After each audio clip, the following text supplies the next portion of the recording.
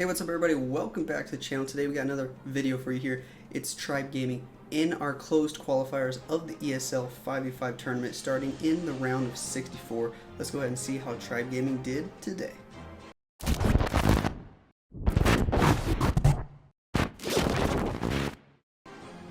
Alright guys, so we did start off in the round of 64 today in the closed qualifiers of the ESL 5v5 event. Let's go ahead and see how Tribe Gaming did today. There are 2 rounds today and 2 rounds going to be going in tomorrow to determine who gets to go to the live event, or it's going to be online now. It's supposed to be the Poland event, but they're not going to be having it in Poland anymore. But let's go ahead and check it out. First, we went up against DSG early this morning and we did get the victory here, 12-10. iTzu and Danny coming in with the triples. So let's go ahead and check out those attacks in this war before we head into the next war against MCES, where there were a bunch of triples, and we'll check that one out as well. So let's go ahead and see what iTzu wanted to do on this base here, coming in with the Queen Charge hybrid that he's always so good at. Let's see why he wanted to hit this base with this. Now, he wanted to charge the Town Hall here, so he thought an easy way to do it was just to walk this way and break her in right here on this Archer Tower. He thought, okay, I'm probably going to have to hybrid into this single target Inferno here to keep my Queen alive, which is exactly what he's going to do. And because of that, he's going to end up using his King and Siege Barracks on the right side. So he says, since I'm going to use my King on the right side anyway, I might as well use him early for the Queen funnel. That way I don't have to waste a Baby Dragon or some Wizards or anything else. And it's just extra troop space I have for later. So that's exactly what he's going to do here. He's going to use the King early on the right side, the Queen up there at 130 to walk to the left into the Town Hall. He wasn't expecting Teslas where they are up here, which kind of messes with his wall break a little bit, but he still ends up getting the Queen to go inside perfectly for the Town Hall here. We'll see in just a second how he does that. King gets a free Tesla there on the outside. Queen is going to walk the right way. He was going to make the funnel with just 2 balloons, but there is a Tesla that pops up there and it's going to mess up the funnel at 12 o'clock, so those balloons don't get any value at all. Queen's going to walk up. He is going to use the Baby Dragon and some other troops to get these Teslas down, or at least one of them down, and then he needs to wall break on that corner. Now watch where this first wall breaker goes. It's a little weird here. Boom, right there. In case you didn't see it pop up, the wall breaker actually targets this corner here when he drops it here, which is super weird. It doesn't want to target the Archer Tower because of this open compartment here. Just some weird wallbreaker AI, so he has to drop the second wallbreaker a little bit higher just to make sure he gets that corner, and there he goes. So while the other wallbreaker is going in doing some dumb stuff, the second wallbreaker is going to get the break right there. Baby Dragon making the funnel. He's going to need to get this Tesla down for sure, and then Queen's going to go inside for the Town Hall, no problem. She's going to walk in. He gets a partial lure, so she's going to have to take some time, kill these archers. He doesn't want to use the poison yet because he doesn't know what else is in the CC. If it's witches, you definitely need that poison to save it for the witches. You can't afford to use it early if those 2 witches or more come out of the CC later on, because they're just going to mess you up. King got some good value on the right side. He's going to rage up as the rest of the CC comes out. Luckily, the Town Hall is not activated yet. He's going to be able to drop the poison here for those witches, kill them off pretty easily. Then Queen's going to step up, get the Town Hall, and he's pretty much free to start the hybrid whenever he wants to at this point. If you notice, take a look at the clock. The hybrid's only going to take like 1 minute and 10 seconds, maybe even less, to go through and clear out the rest of the base. It's just going to dominate really easily here. Queen, all she did was go inside and get the Town Hall. That's pretty much all the value she gets here. Hybrid and pushing in. They're going to take out the enemy King pretty quickly. He gets an early heal because of the Eagle and that scatter shot. He didn't want to pop the Warden super early yet. He wants to wait until they're splitting off over here in the core. He's going to pop it right there as some of the hybrid goes to the left, some of it goes to the right. So really good use of the Warden ability there. Everything pushing through. Warden ability neglects all the damage from the enemy Queen, which is super important, guys. That Queen honestly does so much damage. She can take out so many miners in such little time. And he's going to freeze the single target Inferno and the enemy Royal Champ here to keep his Royal Champ alive. His Queen beat through a wall. She's still going. She's going to get some more value, get some nice pathing. That other single target Inferno locks onto the Royal Champ, so he uses the last freeze on that one to keep her alive. And guys, if you keep that Royal Champ alive on these Queen Charge hybrid attacks, it's just super OP. She gets so much value, taking out all the defenses in the base. She's going to move through, get that last Inferno Tower down, and do some cleanup here. Wizards from the Siege Barracks still alive. Miners all still alive at the core there. He even has 2 hogs still up. Amazing attack here from iTzu in this first war of the day. That was the round of 64. We'll go ahead and take a look at Danny's attack real quick though. Nice Queen Charge hybrid there by iTzu to start us off.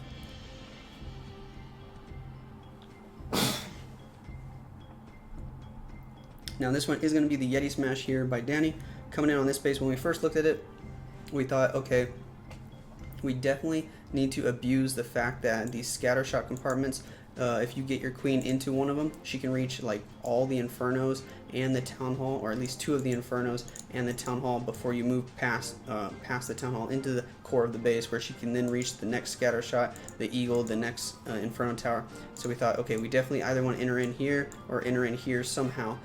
So we can either start with a warden walk or just a queen walk right at 3 and then go push right into the core of the base there, and it should be good. That was the basic idea of the plan. Definitely a weakness on this base, and so that's exactly what Danny's going to do here, what he's going to take advantage of. He's going to start the queen right at 3 o'clock here for this Yeti smash. He's going to wait to see which way she's going to go before he makes the other funnel. He doesn't want to waste any funnel troops at 3, so he just drops the queen right there, and he's like, the base is symmetric. I'll just let her pick which way she wants to go because it really doesn't matter. So he's going to wait, give her plenty of time. She's eventually going to get through all these storages, that air defense, and then she's going to pick which way she's going to go. It looks like she might go up top at first, but she's going to go down toward the bottom here in just a second. Right here, she reroutes back to the bottom. The Tesla pops, and he's like, okay, she's going down for sure, so he drops the healers. She is going to end up taking a lot of damage here and has to use her ability super early. If he didn't have to do that, it would have been even more overkill if he didn't have to waste the ability here, and Queen could have stayed alive even longer because she ends up dying in the core. Drops the king to make the outside funnel here. Yeti's going in, Bowler's in behind. He freezes the scatter shot to try and save the queen, but he's going to end up having to rage those healers anyway just to keep her alive because she was taking a lot of damage here. Everything pushing in now. That jump spell's perfect. Unfortunately, had to waste that early rage there. Could have at least saved the queen ability if he had used that rage about 5 or 10 seconds earlier. Siege barracks on the other side. Everything pushing through warden ability. They're going to get through that town hall. King on the outside made the funnel. Queen's going to be able to reach that inferno tower and the second scatter shot from this compartment before she even takes the jump. And he's just now fighting the enemy CC after the town hall is already down. Hogs from the siege barracks go in over at the 2 o'clock angle. Roa Champ in behind to back them up. She's going to get some good value here. He is going to freeze that single target inferno on the top side to keep the Roa Champ alive here eventually. Unfortunately, Queen is going to go down here as the Yetis do not tank for her there. The enemy queen's going to kill her. Really unfortunate. If he still had her ability, she would have been able to kill this enemy Roa Champ super fast. The Expo, the Inferno Tower helped the Roa Champ stay alive even longer, and this would have been an overkill. He is going to end up just barely getting it on time as well.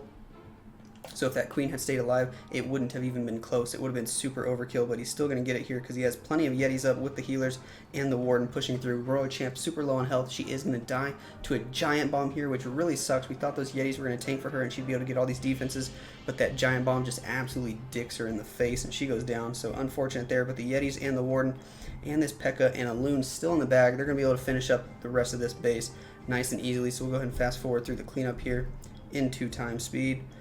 Yeti's still alive with a ton of HP, and that P.E.K.K.A. alive doing some work here. Balloon pulls a Seeking Air Mine, but it's not going to matter. Warden's going to finish off these buildings nice and easily. That's a triple. That's going to be a victory for Tribe Gaming in the round of 64. That's 12-10 on this one. So let's go ahead and check out the round of 32 here as well. Tribe Gaming takes on MCES in this one. We did get the victory 13-11. Danny, iTzu, and myself getting the triples in this war, and for them, Hytran got a triple on Hex's base. So we'll go ahead and check out the triples in the order that they happened in. So I think first was iTzu's triple on number 4, so we'll go ahead and check that one out real quick. As I pull something up, I'm going to show you guys the bracket later on for tomorrow. There are only 16 teams left, so iTzu on this base. Now this one, the plan did not go exactly to plan, but he was able to recover really nicely and still got the triple. It was pretty awesome actually. So on this one, he wanted to take advantage of this compartment here with the scatter shot. He wanted to wall break in there and get Queen to go inside. He thought Queen would be able to get Town Hall, Eagle, CC, and cut some really nice pathing, and then he could just hybrid straight through like that. If Queen got that Eagle, it would have been overkill, but she ends up walking the wrong way here. You'll see she doesn't do exactly what he wanted her to. He drops the balloon over there to test for Teslas, and they do pop, so he's going to have to take those out with some extra balloons. Queen's going to step up. He can drop the healers pretty soon, makes a baby dragon, or drops a baby dragon on that dark elixir storage. He's going to get that down pretty quickly. And then right here, he thought that Queen would step up for the bomb tower and the elixir storage from this angle right here, but instead she decides to walk around here and target the storage from here, and then she's just going to keep walking left, and he has to change his plan up on the fly and adjust, and Queen's still going to be able to walk in for the Town Hall, but everything's going to be a little bit different, and he's still going to end up managing to get the triple here because it's just a straight up god. Now he is going to have to rage here to keep that Royal Champ alive. He drops the Super Whopper just to see where it's going to go. It's not actually going to break the wall open there. She's going to kill the enemy Royal Champ, and then she's going to get locked onto by the single target Inferno, and at this point, we're all screaming on voice. You know, he's got to do something if he wants to save this attack. We're like, freeze the Inferno, start the hybrid, you got to do something, keep your queen alive. And so he's like, alright, I guess I'll start the hybrid. He's going to stick with the same angle. I mean, he kind of has to keep the queen alive because he has to get that single target Inferno down because it's targeting his queen. So he's going to drop the Siege Barracks to walk up this way. The hybrid in right here. He's just going to assume his queen's going to keep going this way, kill the Town Hall and the CC, and he's going to hope for the best. Hopefully he can get at least some super high percent. That's what we were saying when we were on voice. The Town Hall's absolutely roasting his healers, so he has to freeze that or else Queen's healers are going to die. Starts the hybrid. Luckily, Queen stepped just out of range of that Inferno Tower. And then she goes back to it, but now she's locked onto Hogs, which is just perfect. CC comes out to the Queen. She's going to be able to kill that. Early heal for the hybrid there. Everything pushing through in toward the core. Royal Champ's going to help Queen take out this Hound super quickly with the pups as well. He's going to pop the Warden ability there. Perfect timing as the Hogs move in toward that enemy Queen. And the Miners are going to take her out before she can take out any Hogs. The extra rage being used there to get that Inferno Tower down. And then the Hogs and Miners pushing through the core here. As long as they can push through that last Inferno Tower, the Queen should be able to finish off the rest of the base. She can walk all the way around.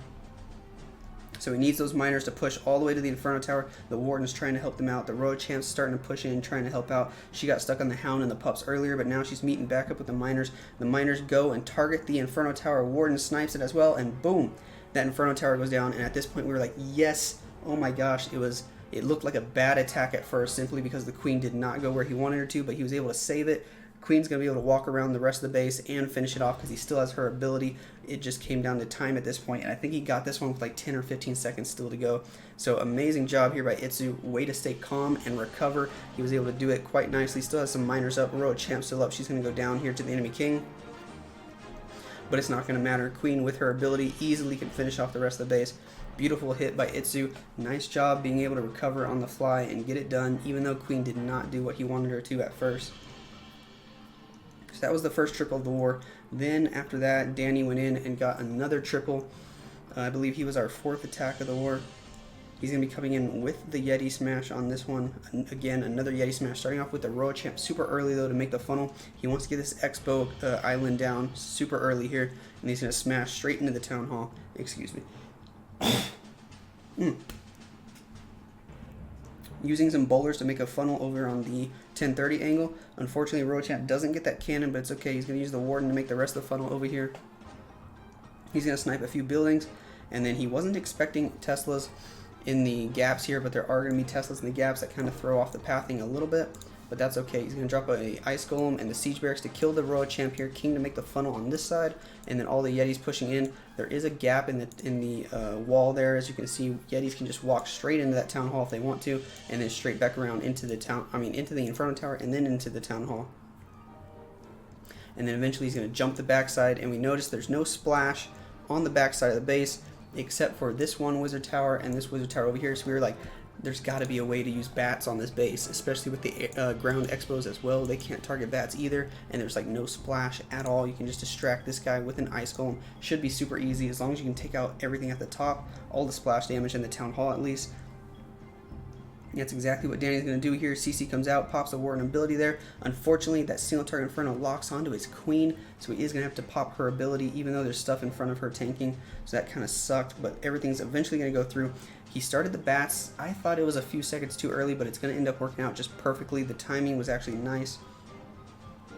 The bats are going to kill that Wizard Tower. They're going to start moving through. The reason I thought it was early is because the Queen's going to come over here and just start teeing off on a lot of these bats. She's going to kill a bunch of them. But luckily the timing is working out well because this scatter shot up here is distracted onto the Queen, and so it's not going to do any damage to his bats. They're going to keep pushing through and get most of these defenses over here at the 9 o'clock side. Minion for that cannon up top that the bats skipped, and then the bats are going to end up going down to this Wizard Tower on the back end, but it's okay because Queen and Warden are still alive. She's going to reroute back over here, take out this storage, reroute, take the jump, but then she is going to eventually go down here because there are too many defenses there for her to handle. But the Warden is going to clutch out the rest of these defenses like an absolute G. And it's a good thing he brought these minions and this wizard over here for cleanup, because that's absolutely what saved this attack. He just barely gets it on time. Warden's going to finish out those defenses, and the minions and the wizards are going to clean up the rest of the base. Beautiful job here by Danny. Nice base identification by us. We saw that there's no splash damage on the back end of the base. We knew we had to take advantage of it with the bat spells, and we did. Perfect execution there by Danny. Nice job. So that was going to be that one, and then after that, they were able to get the 1 triple on Hex, so I'm going to go ahead and show that one just to show what they did. They did use a lot of Queen Charge Hybrid on us, actually. They did get one 99% time fail, and then they had this triple. So, I mean, they could have had a 12-star war if the other one wasn't a time fail, but either way, we still would have won the war. But this one's going to come in and triple Hex's base, so we'll go ahead and give them some credit here. Show MCES some love, because they are definitely an awesome clan. We just got the better of them today. So we'll show this. Queen's going to go in. He uses an early blimp there and super wall break, so that way Queen can still go into that compartment. She is going to walk up, though, and into the town hall, which is exactly what you wanted. She's going to go there, get the town hall. CC still hasn't come out yet, and then he's going to be able to hybrid. The other side doesn't have a siege barracks, anymore, because he did use that early blimp to get rid of that Inferno Tower. Queen's going to take out that Expo, and he's going to poison the CC here. A ton of archers and 2 ice golems on Hex's base that we were using. She's taking a lot of damage here, so he is going to go ahead and freeze up that Expo and the sweeper there just to keep Queen alive a little bit longer, let her recover on health, and he's going to be able to start the hybrid here pretty soon. He does have another wall breaker that he can try to get the second layer break with, but it's going to be super difficult here. Queen's going to get that Archer Tower and then start moving up. She's just going to beat for a corner wall there. He got kind of lucky, not going to lie, that she picked the corner wall, because that's a really amazing wall for her to pick. Usually the Queen will pick a dumb wall, but in this case, this time around, she picked a really amazing wall, which worked out well for him. He's going to have to use a heal super early here, starting with the hybrid straight into that king and the scatter shot. She's taking a lot of damage. The queen was, she's going to have to pop her ability for the enemy queen, and she's going to take out that eagle there. And then she's hopefully going to be able to tank the scatter shot. That's what he wanted here as she moved in, but she's not just yet. She's going to be able to start working on that scatter shot, get a couple shots on it. That warden does a lot of damage, though. He's going to take her out. She got that platform down for pathing. The warden platform still alive. He does have another freeze here that he's going to drop on that Inferno Tower to try and save the Royal Champ, and he does, just barely. She's going to stay alive a little bit longer as the miners and everything push through into this last 2 islands here, the last 2 Inferno Islands. Heal dropped there for them. He still has an extra super wall breaker here that he can drop. It's not really going to get any value except maybe for the back end if the king needs it to get that Inferno Tower. Royal Champ goes down. That Inferno is still alive here. He has a ton of miners on the back end, though, and a wizard in behind with some barbarians.